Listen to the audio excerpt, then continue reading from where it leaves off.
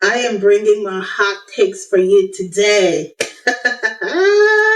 I wanted to talk today about the convergence of the scarcity mindset and religion. Right?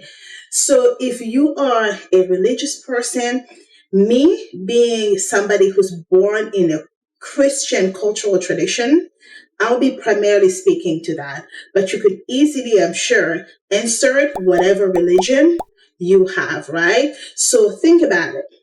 You pray, but you live small. You tithe, you serve, you believe in God's provision for your life, but deep down inside, you hesitate to ask for more.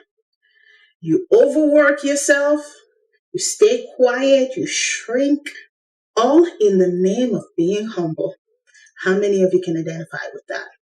Your spiritual life, my darling, may be fueling your scarcity mindset. And that is the center of today's conversation. Not because your faith is flawed, that's between you and your God, but because the way it was taught to you has been wrapped in fear, in guilt, and in smallness. This video is all about how your religious upbringing, especially as a Protestant Christian, we've been trained to believe that lack is holy. Right? And then, of course, lack is only holy for you and me. For our pastors, yes, they need to be traveling on private jets. You, however, your time will come. So today, I want to unpack the hidden beliefs holding you back and the mindset shifts that you need to be making right away to change everything. I want to talk about the root of the scarcity mindset and how religious teaching has shaped your view of abundance, of ambition, and of suffering. I also want to talk about how the scarcity mindset shows up in your life every single day. And I want to talk about how to live fully and faithfully. As always, in this whole series, I am giving you action steps you can take today.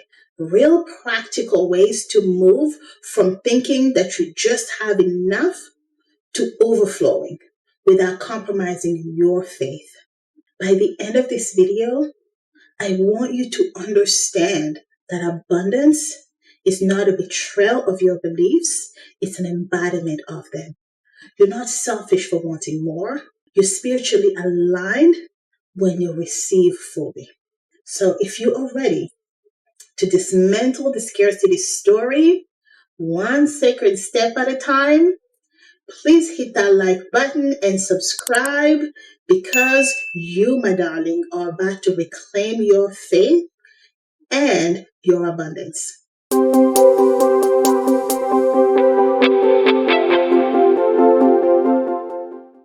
Welcome to Lessons Lived. My name is Nandy, and if you are new here, I'm so glad you found this space.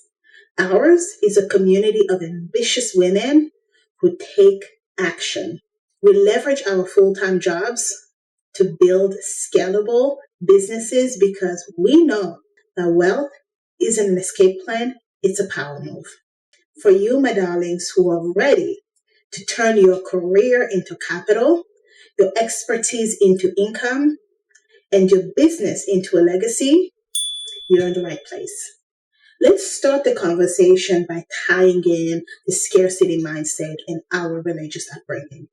Many of us who grew up in Christian households, especially within the Protestant tradition, have unknowingly absorbed beliefs that shape how we view money, success, and even our own worth, especially in this capitalist system, right? They are almost at odds with one another. And these beliefs often create, not, I think that they both create and build and continue to feed the scarcity mindset, right? So we keep operating from a place of limitation. From that sense, right, that scarcity is so well known to give us fear and not enough. And this mindset isn't just about finances. It's about how we perceive resources, opportunities, time, love, and our own capacity to receive. So let's unpack now how the Protestant Christianity, in particular in America, has played a role in shaping our thinking from a scarcity perspective. The first thing I'm going to bring about is self denial as holiness. From a young age, many of us are taught that the holiest path was one of self sacrifice. Now that I'm thinking about it, I think I see this in some of my friends who are in the Catholic religion as well. The more we give up, the closer we get to God. Comfort, ambition, and ease are often viewed as suspicious, right? And this often leads to a subconscious belief that suffering is the path to worthiness, and that the more we struggle, the more spiritual we are. As a result, we begin to subconsciously resist abundance, joy, or success because we fear that it disconnects us from our faith and makes us appear prideful.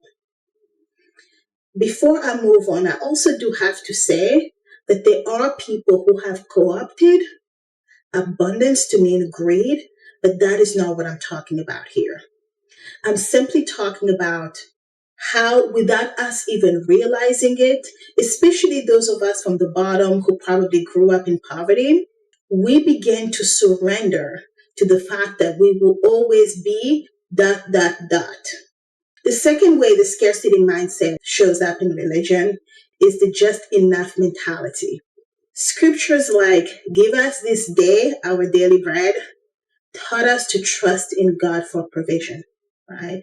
I was recently in a Catholic church and that is repeated all the time. So I know that it's not just in the Protestant tradition, but I'm most familiar with the Protestant tradition. While this encourages faith and gratitude, it can unintentionally foster a mindset of bare minimum living. Over time, we internalize the idea that we should try to only ask or expect just enough to survive, not thrive. And designing more can start to feel selfish and greedy. Once again, I'm making a distinction between living in abundance and greed. But in religion, that line is often blurred. The third way it manifests itself is the reward after struggle belief. Oh, honey. Being Black and a Christian, this right here is far too familiar. And in Protestant theology, heaven is the reward after a life of obedience, of discipline, and sometimes suffering, and a lot of it. So this instills a belief that good things come primarily from hardship. If you're struggling right now, you know what? Instead of you trying to fix the situation that you're in, God would take care of them. I remember so many times almost being antagonistic to my father because my father is big on, yeah, whatever happens, let them, God will deal with them. It's like, no, I want to deal with them. I don't want to let God deal with them. I want to deal with them. He's done this not just to people, but he's done it with career, with money, with investing. Because to him, the struggle means something better is coming. So there's a belief that struggle is not just expected, but it is required for success.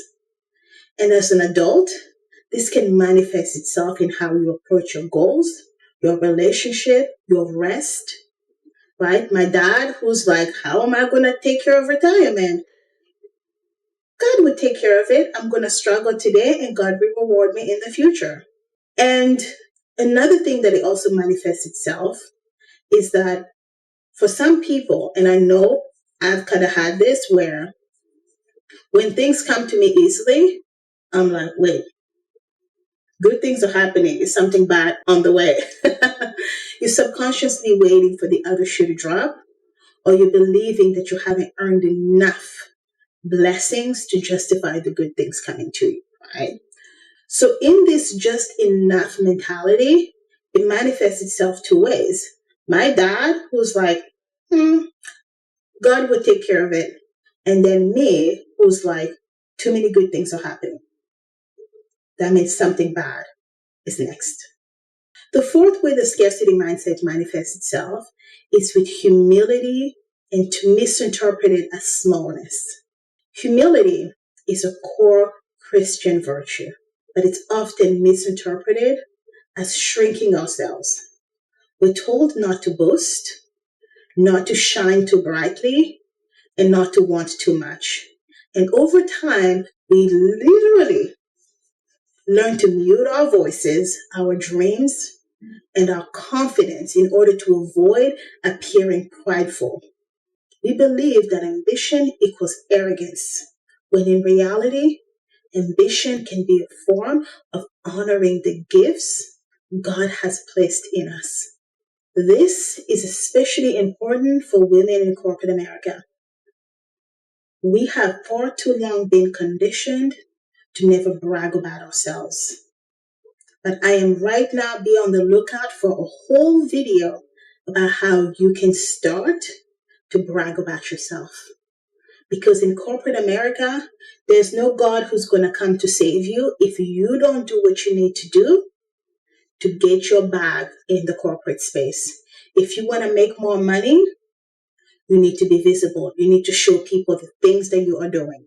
If you want to get that promotion, you need to be proactive in understanding how to quantify your wins, and you have to brag about yourself. Because once again, no one is coming to save you.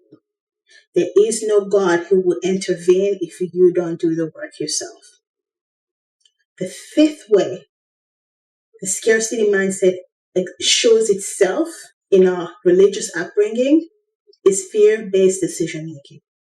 When everything must be in God's will, it will create paralysis. We become afraid to make mistakes, afraid to move forward, afraid to trust ourselves, and this fear-based approach to life often leads to inaction, especially when we're faced with really big decisions in life. Tell me if I'm wrong with this, right? How many of us would ask, what if this isn't God's plan? That question is one that I've asked so many times, and it does keep us stuck. Even when we feel deeply called to do something, we cannot move because we're questioning whether or not this is part of God's plan for us. But if it wasn't, would He have brought that to you? And if it isn't, wouldn't He give you the wisdom to make it through that situation anyways? Let's now reframe these religious scarcity beliefs into abundance, living fully and faithfully. I want us to start shifting from the scarcity mindset brought about by religion to one of abundance. And I also want you to think that this has nothing to do with rejecting your fate. It's about returning to the truth of God's character. Generous, expansive, loving, and full of grace. The goal here is not to chase excess for its own sake, but is to align with the God who delights in blessing His children. When we begin to understand abundance as a reflection of divine love and not selfishness, we unlock permission to live fully, freely, and most importantly, faithfully, all of them together. So I want us to start doing some reframes of our mind so that we can move from fear to freedom. And these reframes are going to be paired with concrete steps so you can start today. Today, right now. The things that I'm sharing with you, you will be able to take and translate into real, meaningful action steps so you can make the shift. The first one, from just enough to overflow is my birthright. So here are some of the old beliefs where religion is impacting your mindset. I should only ask for the bare minimum. Anything more is greedy. No, honey. I'm allowed to expect and receive more than enough. Overflow is part of God's nature. Here is your faithful action step. Start your prayers with the language of abundance. Instead of God, just help me get through, try this. God, I trust you for more than enough, for my needs, my dreams, and those I am called to help. You see the difference? One is begging God from a place of lack, and one is speaking to God from a place of hope. Today, every single day, you can practice this. Wake up in the morning telling yourself, today, I expect God's goodness to show up for me. And some actionable steps you can take here is to reflect on moments of provision. Journal weekly. You can journal about where you have experienced more than enough, right? Is there an area in your life? Is it time? Is it money? Is it joy? Is it relationships, right? I'm still working on the relationship part, but my God, I have a great career. I have a great family. I have a beautiful home that I enjoy going back to. So journal that abundance. It's important that you put pen to paper, that you remind yourself of that, and that you continue to move from that place of abundance. The second reframe I want you to do is from suffering makes me worthy to joy is a holy practice. The scarcity religious mindset will probably manifest itself this way. I must earn good things through struggle. No, you won't. This is how you reframe it. Joy and peace are a spiritual practice, not an indulgence. Your faithful action step is to schedule joy without guilt. Block out time each week for something that brings you peace and happiness without tying it to productivity. This, for me, is really tough. Even to this day, I struggle to just be, right? Like, I'm just going to sit here and enjoy the fact that the sun is beaming on the beautiful green flower, the green plants, the beautiful flowers. So learn to make time to just enjoy. You deserve joy, love, peace, gifts without struggling for them. So I want you to reframe rest as reverence. Rest is not laziness. It is obedience to the Sabbath. And the Sabbath is a commandment, my darling. It's not a reward. So I want you to speak this truth out loud. My joy honors God just as much as my discipline. And I want you to understand here, this is not a religious thing.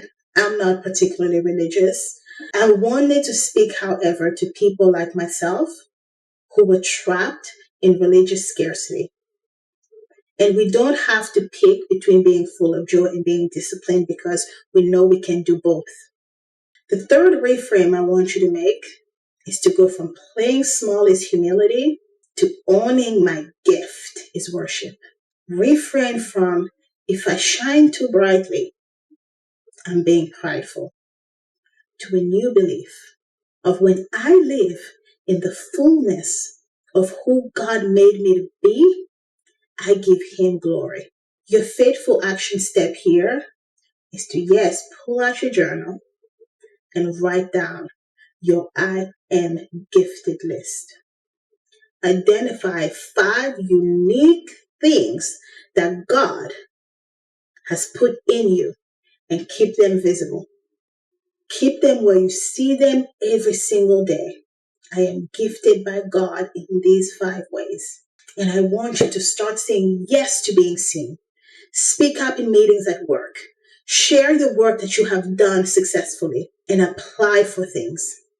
God didn't give you gifts so that you can hide them.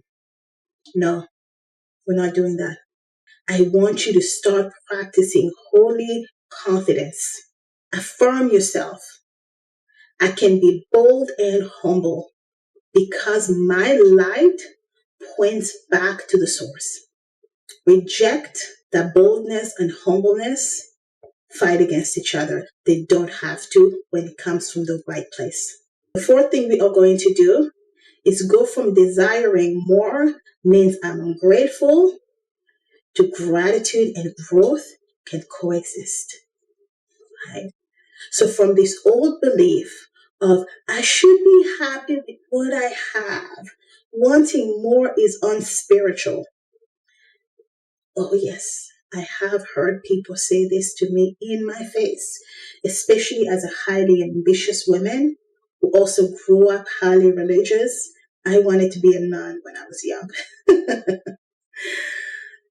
Reframe that to a new belief of I can deeply appreciate what I have and desire growth. That's divine tension, not contradiction. Faithful action steps here is for you to practice both and gratitude. Try journaling like this. I'm grateful for dot dot dot and I desire dot dot dot. I'm grateful for my current income and I desire financial overflow to serve and give more. This is really important. You see, religion, especially Protestant religion that has a heaven and a hell, preconditions us to have a dualistic way of thinking. People are either good or they are bad. They are evil or they are holy. Human beings have always been complex. We've never truly been either or. You can be both and. Let gratitude be active. Instead of only thinking or saying you're thankful, show it by stewarding what you have well, giving generously, or speaking life over it. Bless your desires. Instead of shrinking your desires, pray over them. God, if this is from you, bless it, grow it, prepare me for it. Today, I'm facing certain challenges that I'm trying to overcome. And when I first moved into this thing, I really thought that it came from God. And then I started facing nothing but challenges. And the scarcity mindset wanted to quickly take me to a place of negativity and fear. And what I wrote on my journal was exactly what I'm telling you right now. God, if this desire is from you, bless it, grow it, and prepare me for it. Before we go, I want to talk about the importance of loving fully while also living faithfully. Living fully and faithfully means trusting that God wants us to live whole, joyful, and expansive life. Expansive, not expansive. Not lives marked by fear, guilt, or smallness. You were never called to starve your joy, to prove your love for God. Shrinking your dreams to appear more spiritual, that wasn't it. Struggling endlessly to earn blessings that God has already given to you, that wasn't it. God's abundance for you isn't financial. It's in love, peace, opportunity, purpose, and provision. And you are allowed to receive it. You are allowed to expand. You are allowed to live fully and still be faithful. In John 10:10, it says, I came that they may have life and have it more abundantly. Whatever your religious tradition, you can find quotes that will align to a quote like this. By your God, whoever he may be, wanting you to live a life of abundance. Before I close out this video though, I do want to make sure that it's clear that I am not equating abundance here to the scam of the prosperity gospel. I am not. That will be a video for another day, not for today. It's not a battle I'm willing, ready, or want to fight right now. But there is a difference between living a life of abundance and living a life of greed and thievery. If this video lit something up in you, share it with the woman you know who's playing small in the name of being humble and holy. And please take a minute to subscribe and hit that like bell. If you have a comment, good, bad, please do leave it down below. I don't know how well people are going to receive this. I'm not a particularly religious person. The purpose of this video wasn't for it to be a religious seminar. Whatever your religion, you can begin to unpack how potentially it contributes to your scarcity mindset as an adult. We are almost done with the scarcity mindset series. If you follow the whole series, thank you. But if you haven't been following the whole series, we are going to leave the full playlist in the comments below, and also we'll try to link it up here. This is a great series because you cannot talk about being successful without unpacking the mindsets that could be subconsciously holding you back. And my darlings, if you are ready to go deeper and to learn more about how you can build wealth by leveraging your career to build a scalable side business without burning yourself out, join the Power Move Collective community. Link is also down in the description below. And my darling, I will see you in the next video.